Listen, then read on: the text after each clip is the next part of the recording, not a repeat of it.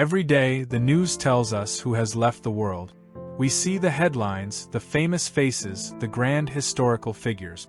But what about the lives that define us in quiet, often contradictory ways?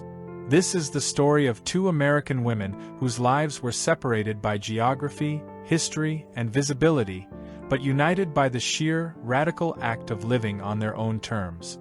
One was Miss Major Griffin-Gracy, a black trans woman, a survivor of Stonewall and Attica, a matriarch of the queer liberation movement. She lived with a kind of electric defiance, turning pain into prophecy. She was fury, fabulousness, and boundless love.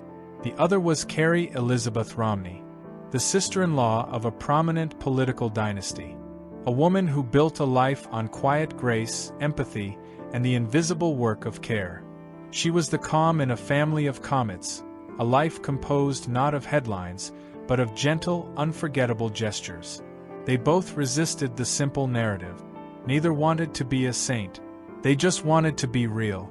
Join us as we explore the two worlds and two legacies of Miss Major and Carrie Elizabeth Romney.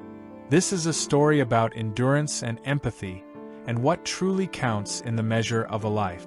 She was a presence you might have missed at first. The kind of woman who entered a room not to fill it, but to steady it. Carrie Elizabeth Romney didn't chase light. It found her anyway, reflected off the quiet order she built around herself. To those who knew her, she was the calm in a family that had spent decades under public scrutiny, the keeper of tenderness inside a lineage defined by ambition. Today, as the world tries to understand her sudden absence, we look back at a life that was never meant to be loud, yet somehow resonates with the dignity of still water. She was born in the late 1960s, in a small town pressed between desert and mountain, a place where mornings began with sunlight spilling over dry grass and the low hum of distant traffic. Her father worked in education, her mother in community service. Both taught her that grace was not a posture but a practice. From a young age, Carrie understood the choreography of restraint, how to move through spaces without demanding them, how to listen before speaking. She had a writer's eye for quiet moments, a collector's love for detail. Her friends remembered how she could turn a mundane afternoon into a story, how she found beauty in unfinished things. College brought her to California, a geography that would shape her for good.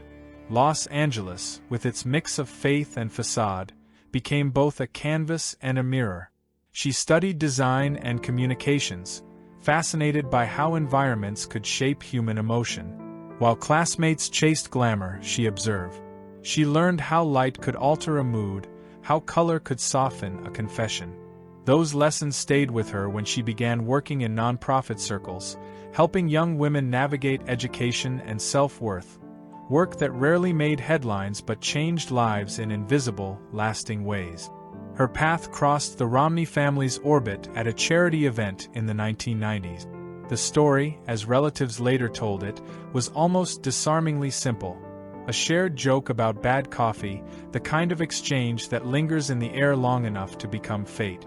Carrie entered a dynasty known for politics and enterprise, but she carried none of the stiffness those worlds often demand. She had a way of softening the edges, turning formal dinners into conversations, drawing laughter from men who spoke too often in policy and projections. She reminded them of the human part, one friend said later. She kept the table real. Marriage, for her, was not a stage but a sanctuary. Behind the cameras and campaign trails, she built the quieter architecture of belonging.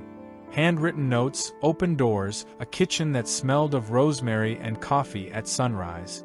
Her husband called her the gravity in a family of comets. She loved structure but never worshipped perfection. When the Romneys gathered for holidays, she was the one who noticed who was missing, who made sure the quiet ones weren't overlooked. It was her instinct to see the unseen. But the years were not without their shadows. Carrie lived with a restlessness she rarely spoke about. She kept journals, hundreds of pages filled with fragments, sketches, prayers, and unmailed letters. She wrote about faith not as certainty but as pursuit. She wrote about love as something you keep repairing even when it frays. She volunteered at shelters, taught reading programs, sat on local arts boards. The kind of civic devotion that never announces itself. She believed the measure of a life wasn't its visibility but its mercy. As she grew older, the tension between the public name she carried and the private self she protected deepened.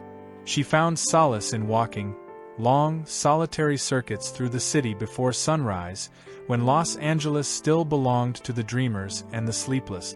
Friends recall her fascination with abandoned buildings, how she would take photographs of doorways and cracked windows as if they were portrait. "Every place has a heart," she once wrote. "You just have to listen for it." Those who read her journals after her passing said they felt as though she'd been narrating the world's overlooked corners all along.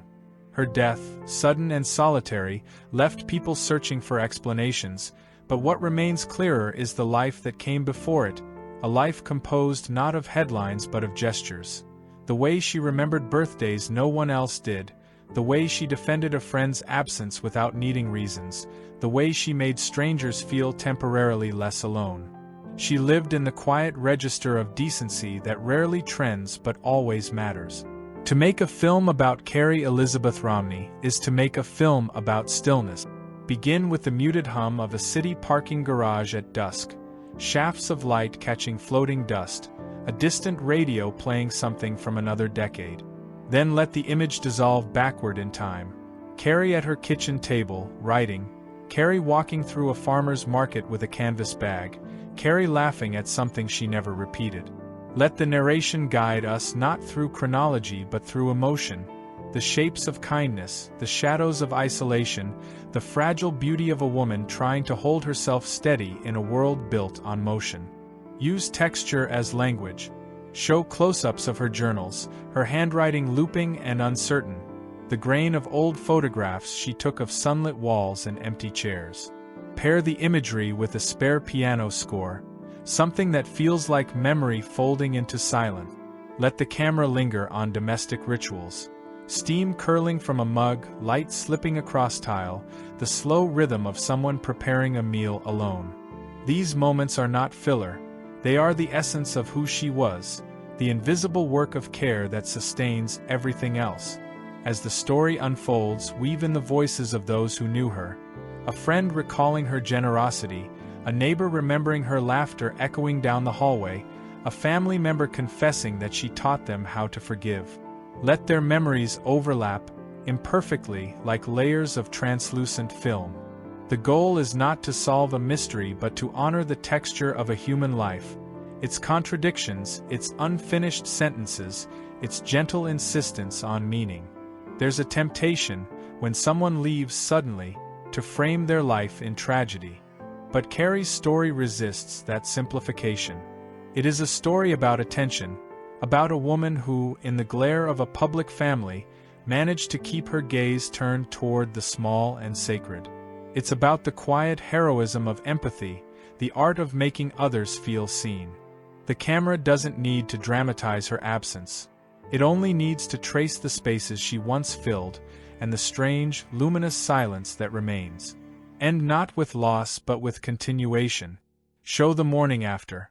Sunlight on the same street she used to walk, a neighbor setting out flowers, a page from her notebook fluttering in the breeze. Let the narrator speak softly. That in the measure of a life, it isn't fame or duration that counts, but the grace we leave behind in the people who remember us. Carrie Elizabeth Romney may not have sought the spotlight, but in her quiet way, she left a light that will not go out. She was known simply as Miss Major, and for half a century that name carried a kind of electricity, a mix of reverence and defiance. She moved through the world like a spark in slow motion, a woman who had witnessed history from its brutal edges and turned survival itself into art. When she spoke, her voice, low, amused, weary, radiant, could quiet a crowd or ignite one. She lived for the girls who didn't make it, for the queens pushed into shadows, for the generation that fought just to stand in the light. Today, as the world says goodbye to Miss Major Griffin-Gracy, we remember a life that refused to be reduced to tragedy, a life that turned pain into prophecy. She was born in Chicago in 1940, in a world that didn't yet have language for who she was. Her childhood, she once said, was a series of mirrors that didn't reflect me. She grew up in the church, in the disciplined rhythm of a black family where decency meant survival. But even then, she could feel the edges of something bigger, a spirit that wouldn't fit inside the lines. When she was young, she was called Michael. When she found herself, she chose the name Major. Later, Miss became both armor and affection. Miss Major wasn't a performance. It was a declaration. I exist and you will respect me. As a teenager she left home, drawn toward the pulse of New York City, its jazz, its risk, its promise of anonymity. The city, she discovered, could be both sanctuary and predator. The 1960s were cruel years for trans women, especially those of color. She learned to survive through community, a sisterhood of hustlers, street girls, and dreamers who shared makeup, heartbreak, and warnings. Arrests were routine, humiliation expected. But Miss Major carried herself with a kind of outlaw grace. She had what the girls called presence, a look that could stop a man mid-sentence, a voice that could cut through fear. In 1969, the night of the Stonewall Uprising, she was there, not as a figure of history yet, but as a woman just trying to live. The riot wasn't something she planned. It was something that happened because enough was enough. She saw friends beaten, lovers dragged into vans. She saw fury, yes, but also joy, the shock of realizing that resistance could feel like freedom. That night changed the trajectory of queer life in America, but it also changed her. We stopped being ashamed, she said years later. We got loud. Her life after Stonewall reads like a long act of reconstruction. The system punished her again and again. Prison, poverty, the constant ache of being visible in a world built to erase you. She spent time incarcerated at Attica, one of the most violent prisons in the United States. There, she witnessed the 1971 uprising from inside, a crucible that deepened her understanding of state violence. She saw that what was done to her as a trans woman was part of a larger machinery. Racism, misogyny, the criminalization of survival itself. Those years carved her into an activist. When she got out, she didn't return bitter. She returned burning. By the 1980s and 1990s, Miss Major had become a matriarch of the movement, part street philosopher, part mother, part strategist.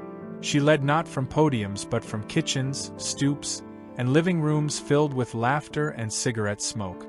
Her activism wasn't academic, it was intimate. She cared for trans women dying of AIDS when hospitals wouldn't touch them. She bailed girls out of jail, buried them when no one else came, held the hands of those too tired to keep fighting. She never forgot the small rituals that make dignity possible: a hot meal, a safe bed, a wig brushed gently back into shape. Her leadership wasn't theory, it was love practiced daily. In San Francisco, she became a cornerstone of the Transgender Gender Variant Intersex Justice Project, TGIJP, an organization that advocated for incarcerated trans people, especially black and brown women. She was their living archive, their moral compass, the one who reminded them that every victory had been bought with someone's blood. Younger activists called her Mama. She didn't ask for that title, but she carried it like a crown. She had a laugh that could split a room open, the kind that said, "We made it this far, baby. Can you believe it?" Her philosophy was radical compassion. She taught that rage could coexist with tenderness, that survival was itself a political act. She refused to sanitize her story. "You can't love us and hate our mess," she said. "Our mess is how we got here." She believed that trans liberation wasn't just about visibility. It was about housing, healthcare, safety, and joy. Her speeches were half sermon, half street talk, fierce, funny, and unscripted. She could go from quoting Baldwin to roasting a senator in one breath.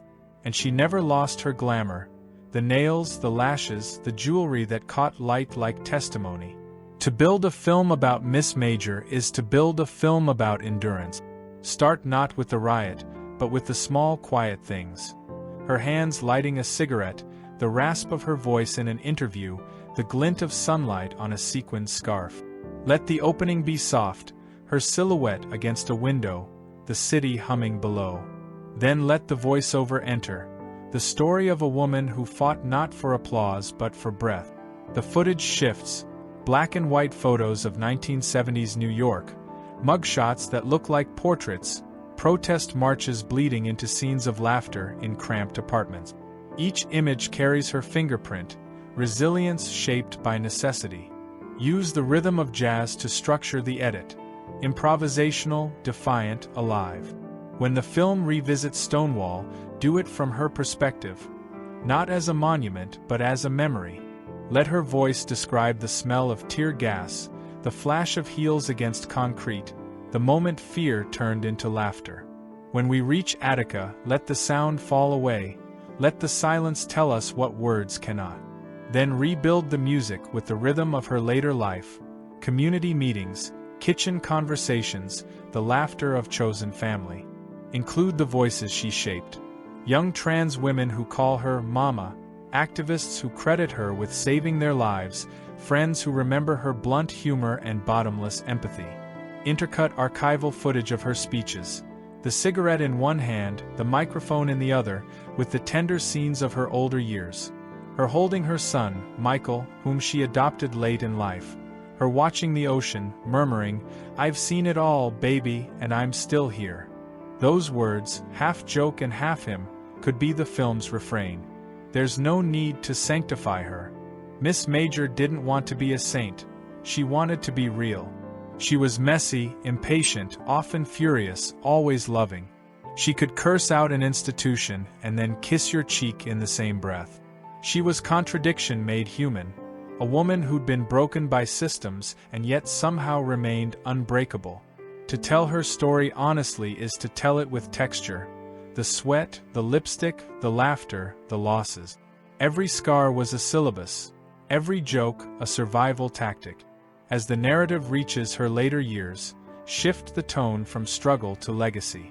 Show her sitting on a porch in Arkansas after moving from California, sunlight catching her silver jewelry, birds calling in the distance. She's tired but unbowed.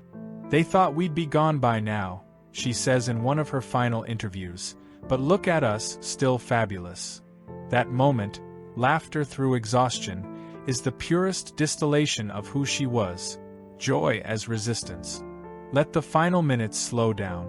The music fades to a single note. Montage photographs of her through the decades. The young beauty on a New York sidewalk, the middle-aged warrior at a protest, the elder with a smile like thunder. The narrator speaks softly. That Miss Major Griffin-Gracy taught us the revolution isn't only fought in the streets, but in the everyday act of caring for one another. That survival, for those who were never meant to survive, is the most radical story there is. "I've been through hell, baby, but I came out with glitter." Her name lingers, not as an epitaph but as a command. Miss Major, and never forget the Miss. In the end, what do these two disparate lives teach us? Miss Major, the street philosopher, taught us that the revolution is fought not just in the streets, but in the everyday act of caring for one another. That survival, for those who were never meant to survive, is the most radical story there is. She came out of hell, baby, with glitter. And Carrie Elizabeth Romney, the quiet hero of the heart, taught us that true grace was not a posture but a practice. That the measure of a life wasn't its visibility, but its mercy. She may not have sought the spotlight, but in her quiet way, she left a light that will not go out.